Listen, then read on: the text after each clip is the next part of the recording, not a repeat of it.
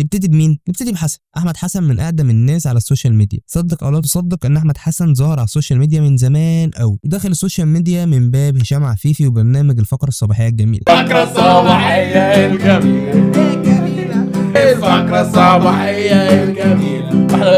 وهو عرف هشام من سايبر، والله العظيم هو اللي قال كده، ما اعرفش سايبر ايه ده. وهو ساعتها كان CEO في شركه تقريبا شركته، وكان هشام بيعرفه دايما بده صاحبه الغني، وساعتها ما كانش ليه اي علاقه بالستاند اب كوميدي ولا ليه علاقه بالكريتيف. هو كان بيطلع هو وهشام في الاول، بس في الحلقه الثالثه انضم لهم محمد خميس، والبرنامج ده كان كوميدي بطريقه غير طبيعيه الصراحه. بس خلي بالك ان احمد حسن ساعتها ما كانش هو اللي بيرمي الافيهات، بل كان هشام وخميس، وكان هو زي ما الناس بيقولوا عليه بيضحك بس. وساعات الفقره الصباحيه الجميله كان مع الوقت احمد ابتدى يخش في مرحله اكتئاب. ليه؟ لانه قرر انه يسيب الشركه ويشتغل كوبي رايتر، فكان بيمر بمرحله انتقاليه، وده اللي دخله في مرحله اكتئاب. فكان الملاذ الوحيد ليه الضحك، وانه يرفه عن نفسه في الفقره الصباحيه، فكان يروح ويضحك جدا عشان هو عايز يضحك ويخرج من المود اللي هو فيه. بالمناسبه الفقره الصباحيه الجميله في فيديو كل شويه ينزل ويتشهر بتاع محور ابو زيد خضر. دلوقتي كده هنزل هفضل